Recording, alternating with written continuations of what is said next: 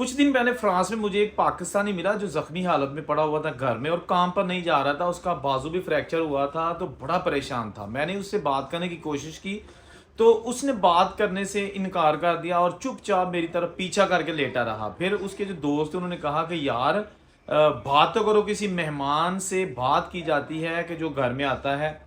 तो वो जनाब रोने लगा, यानी कि जिस तरह बंदा किसी चीज़ को मिस कर रहा है। तो मैंने खैर समझ गया, छोटी उम्र का लड़का था, अभी उसकी 19-20 साल एज लग रही थी या हाथ 21 साल होगी।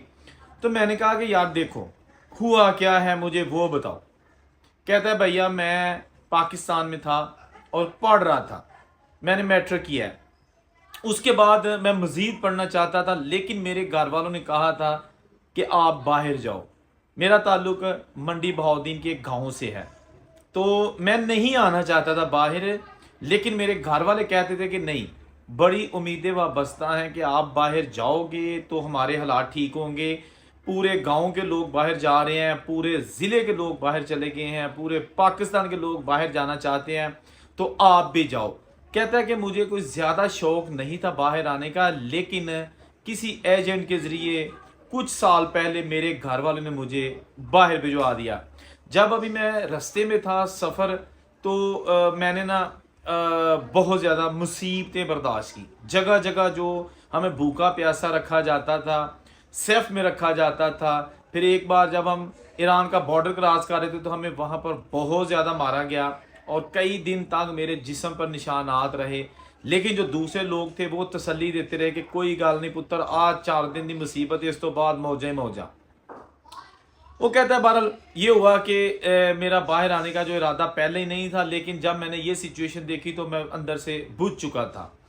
उसके बाद किसी तरीके से हम यूनान पहुंच गए और यूनान पहुंचे, वहां से भी हमने, क्योंकि घर वाले पैसा देना चाहते थे जितना भी एजेंट मांगता था, उन्होंने फिर एजेंट को पैसे दिए और गेम लगाई। फिर हम इटली आ गए। इटली में तकरीबन 5 या 6 दिन रहा।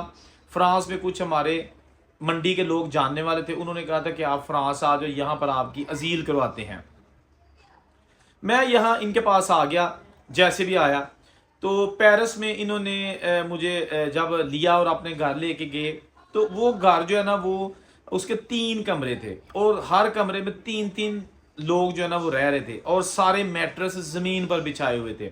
शुक्र अल्लाह का किया कि चले कम से कम किसी जगह पे पहुंच गए हैं। घर वालों को मैंने कुछ नहीं बताया।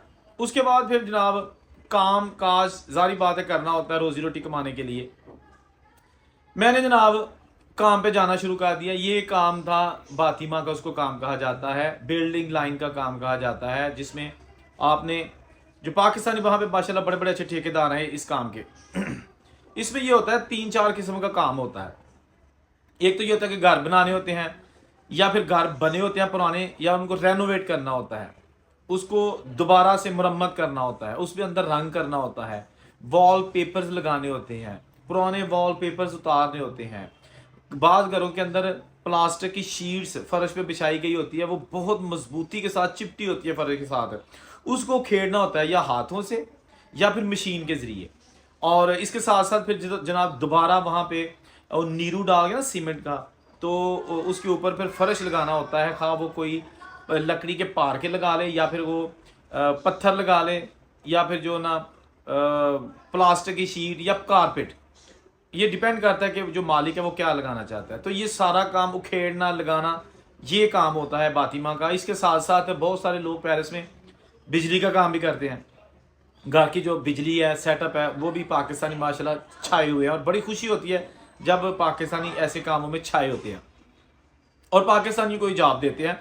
ज़रूरी नहीं कि दूसरे मुल्कों के जो मतलब इंडियन या कोई और अफगानी उनको नहीं, वो भी, लेकिन पाकिस्तानी अगर किसी पाकिस्तानी ठेकेदार को कहे ना कि यार मैं नया हूँ मुझे जॉब चाहिए, तो वो ज़रूर उसको दे देंगे, खा जितने भी पैसे होंगे। तो इस बंदे ने कहा, मैं इसका नाम इसलिए नहीं बता रहा कि उसने कहा था कि मेरा नाम नहीं बताना। अच्छा, इस बंदे ने कहा मुझे कि यार मैं फिर ना काम पे जाना शुरू हो गया। काम पे जाना शुरू हो गया, कुछ अर्सा ही काम किया। तो मेरी ड्यूटी ये होती थी, क्योंकि मैं नया था इस काम में, मैंने जो सीमेंट के तोड़े होते हैं ना नीरू बिछाने के लिए, वो दूसरी तीसरी मंजिल में पहुंचाने होते थे। फिर उसके बाद जो कारपेट या प्लास्टिक की शीट उखेड़ने वाली मशीन होती है, उसका वजन बहुत ज़्यादा होता है, उसको उठा के तीसरी मंजिल पे लेके जाना। लिफ्ट नहीं होती इन इमारतों में, क्योंकि ये या तो ये नई बन रही होती हैं, तो लिफ्ट तो अभी लगी नहीं होती, इसलिए जितना भी आपने ऊपर अगर रंग का काम करते हैं तो रंग की बड़ी बड़ी बाल्टियां जो होती हैं ना, वो भी आपने उठा के सीढ़ियां चढ़ के ऊपर लेके जानी है। कारपेट है, उसके बड़े बड़े वजनी रूले होते हैं, वो उठा के कंधे पे आपने चौथी चौथी पांचवी मंजिल तक भी पहुंचाने होते हैं। इसी तरह प्लास्टिक की शीट्स होती हैं, या पार्के जो होते हैं उनके बंडल्स होते हैं। तो ये मैं आपको एक कहानी बता रहा हूँ, आप वीडियो जो है ना इस लिहाज से देखिएगा कि वहाँ पे जो फ्रांस में हमारे दोस्त मेहनत मजदूरी करते हैं वो असल में होती किस किस्म की है। तो ये बंदे के साथ जो जख्मी हालत में पड़ा हुआ था, मैं आपको बताना कि हुआ क्या था। अच्छा, ये चीज़ें जब वहाँ पे पहुँचानी होती है ऊपर नए बंदे ने, उसके बाद भी सारा दिन उसको काम करना होता है। सुबह 8 बजे जॉब स्टार्ट होती है, 1 घंटे की 12 से 1 बजे तक उसमें ब्रेक होती है, और उसके बाद 1 से 5 बजे तक आपने दोबारा काम करना होता है। 5 बजे के बाद आपकी छुट्टी। अच्छा, इसमें ये है कि वो बंदा कहता है कि मैं ये इस काम को पसंद नहीं करता था। पहले मैंने बिजली का काम किया, काफ़ी अर्सा काम किया, लेकिन मुझे उसकी समझ नहीं आ रही थी, क्योंकि मैं डर के काम करता था। एक बंदा अफगानी था, बिजली के साथ लग के उसकी डेथ हो गई थी, इसलिए मुझे बहुत डर लगता था। मैंने वो काम छोड़ दिया। एक रेस्टोरेंट पे मैं लग गया, बर्तन वॉश करने की जॉब थी। वहाँ पर जनाब क्या कहते हैं, कंट्रोल हुआ मतलब कि छापा पड़ा, और मैं भाग गया, बच गया, क्योंकि मेरे पास डॉक्यूमेंट्स नहीं थे। अजील मेरी ऑलरेडी जो है ना वो कैंसिल हो चुकी थी, तो मैंने वहाँ से भी काम छोड़ दिया।